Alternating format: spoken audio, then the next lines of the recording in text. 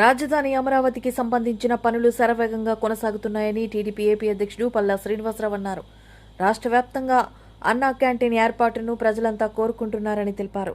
విశాఖలో ఆయన మీడియాతో మాట్లాడారు. రాష్ట్రానికి రాజధానిగా అమరావతి కాబోతుందని గర్వంగా చెబుతున్నామన్నారు. అమరావతి, పోలవరం రెండు పూర్తి చేయడమే మా ప్రభుత్వ ప్రధాన లక్ష్యం. ఆర్థిక రాజధానిగా విశాఖని చేసి ఉపాధి అవకాశాలు కల్పిస్తాం. దేశంలోనే నెంబర్ 1 ఆర్థిక రాజధానిగా విశాఖను తీర్చిదిద్దుతామని, రాజధాని పేరు చెప్పి గంజాయి రాజధానిగా మార్చేసిన ఘనత వైకాపాది అన్నారు. గంజాయి నిర్మూలనకు పూర్తి చర్యలు చేపట్టే కార్యాచరణ సిద్ధమవుతుందన్నారు. విశాఖపట్నం కల్పించే బాధ్యత మాది అని ఆయన చెప్పారు. ఈ రాష్ట్రానికి రాజధాని లేనటువంటి పరిస్థితి. చంద్రబాబు నాయుడు గారు ముఖ్యమంత్రిగా సంతకం పెట్టిన తర్వాత మా అధ్యక్షులు వారు ఈరోజు అమరావతికి సంబంధించి సర్వేగంగా అక్కడ పనులు చేయడం మొదలెట్టారు. ఈరోజు సగౌరవంగా మనం చెప్పుకోవచ్చు, రాష్ట్రానికి ఒక రాజధాని అమరావతి కాబోతుంది. అమరావతిని సగౌరవంగా చెప్పుకున్నటువంటి పరిస్థితి కల్పిస్తామని ఆ రోజు చెప్పిన ఎలక్షన్ లో ఈరోజు అది కార్యరూపం దాల్చిందని కూడా ఈ సందర్భంగా తెలియజేస్తున్నాం. రాబోయే సంవత్సరంన్నర లోపు ఖచ్చితంగా అమరావతికి ఒక రూపురేఖలు వచ్చేటట్టుగా చేపిస్తామని కూడా ఈ సందర్భంగా తెలియజేస్తున్నాం. అందులో భాగంగానే ఈరోజు ముఖ్యమంత్రి గారి ఒక ఆలోచన అని ప్రధానంగా తెలియజేస్తున్నాం. ఇదే కాకుండా పోలవరం ఈ రాష్ట్రానికి జీవనాడి, సుమారు 30 లక్షల ఎకరాల ఆయకట్టు వచ్చేటువంటి ప్రాజెక్ట్. ఆ ప్రాజెక్ట్ ని నిర్వీర్యం చేసి పడేశారు. పక్క రాష్ట్ర ప్రయోజనాల కోసం, అటు అమరావతి కావచ్చు, ఇటు పోలవరం కావచ్చు, పక్క రాష్ట్ర ప్రయోజనాల కోసం మరి రాష్ట్రాన్ని రాష్ట్ర ప్రజలకు మోసం చేస్తూ 5 సంవత్సరాలు అటకెక్కించినటువంటి సందర్భం. ఈరోజు ప్రజల దృష్టిలో పెట్టుకుని, రైతాంగాన్ని దృష్టిలో పెట్టుకుని ఈరోజు పోలవరం ప్రాజెక్టు ముందుకెళ్తున్నటువంటి తీరు కూడా మేము గమనించాల్సినటువంటి అవసరం ఉందని చెప్పి ఈ సందర్భంగా తెలియజేస్తున్నాం. ఖచ్చితంగా ఈ మాకు ఇచ్చినటువంటి పీరియడ్ లో అటు అమరావతి, ఇటు పోలవరం పూర్తి స్థాయిలో పూర్తి చేస్తామని చెప్పేసి మీకు తెలియజేస్తున్నాం. అలాగే మన విశాఖపట్నం సంబంధించి దందాలు చేయడానికి 5 సంవత్సరాల నుంచి రాజధాని అని చెప్పేసి ఆసన పల్లకిలో ప్రజలందరినీ కూర్చోబెట్టి, ఆ ఆసన పల్లకిలో ప్రజలందరినీ పెట్టి కింద స్థాయిలో మొత్తం ల్యాండ్స్ దోపిడీ చేసినటువంటి పరిస్థితి. ఈరోజు ప్రజలెవరు కూడా వాళ్ళ నమ్మలేదు, అందుకే వాళ్ళ ఇంటికి పంపించారు. కానీ ఈరోజు చంద్రబాబు నాయుడు గారు ఆలోచనతో, ఇక్కడ ప్రజల ఒక ఆలోచనతో ఈరోజు ఆర్థిక రాజధానిగా విశాఖపట్నం చేయాలని ఆలోచనతో ముందుకు వెళ్తున్నాం.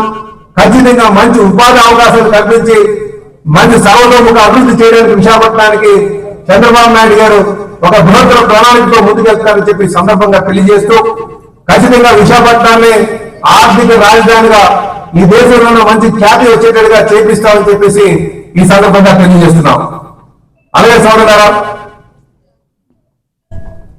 మన ప్రాంతం సంబంధించి వైసీపీ నాయకులు రాజధాని పేరు చెప్పి గంజాయి రాజధానిగా చేశారు.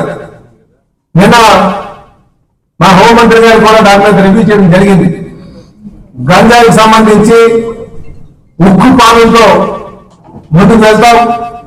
ఎవరైతే ఆ నెక్సెస్ ఎవరైతే వాళ్ళు ఉన్నారో, అంటే ముఖ్యంగా మనకి వీళ్ళు ఈరోజు పోలీస్ ఆఫీసర్తో మాట్లాడితే మనకి ట్రాన్స్పోర్టర్స్ దొరుకుతున్నారు, కానీ ఎవరైతే దానికి ఫైనాన్స్ చేస్తున్నటువంటి పెద్దవాళ్ళు ఉన్నారో వాళ్ళు పట్టుకుంటే దీనికి ఒక పరిష్కారం జరుగుతుందని చెప్పేసి చెప్పడం జరిగింది. ఖచ్చితంగా ఉక్కు పాలనతో వాళ్ళందరినీ కూడా అణచివేస్తాం, గంజాయిని అరికడతామని చెప్పేసి కూడా ఈ సందర్భంగా తెలియజేస్తున్నాం. నాది ఒక రాష్ట్ర అధ్యక్షుడిగా నా పాత్ర ఏంటంటే, ఇప్పుడు అపోజిషన్ లో ఉన్నప్పుడు కార్యకర్తలందరూ కూడా పార్టీని అధికారం తేడం కోసం చాలా కృషి చేశారు. అధికారం వచ్చిన తర్వాత కార్యకర్తల్ని ఎందుకో వాళ్ళు దూరం పెడుతున్నారు, మమ్మల్ని అంతగా పట్టించుకోవట్లేదని ఒక భావన కార్యకర్తలో ఉన్నటువంటి పరిస్థితి ఉందండి. మేము 2019 ఎలక్షన్ చూసినప్పుడు కూడా కొంత కార్యకర్తలు నైరాశ్యంలో కనిపించారు. ఉదాహరించుకుంటే వైసీపీ పార్టీలో కూడా మీరు గమనించండి, 2024 చూసుకుంటే వాళ్ళ కార్యకర్తలు ఎవరు లేరు.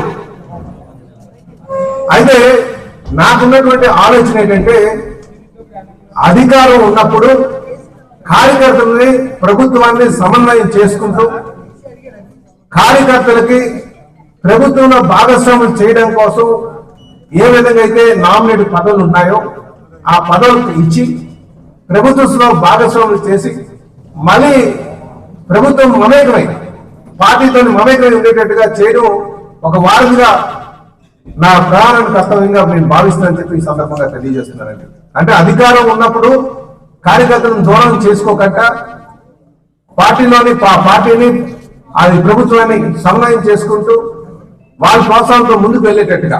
ఎందుకంటే అధికారం లేనప్పుడు ఇలా చూసుకుంటే సుమారు ఒక విశాఖపట్నంలోనే 3,000 మంది కేసులు పెట్టారు.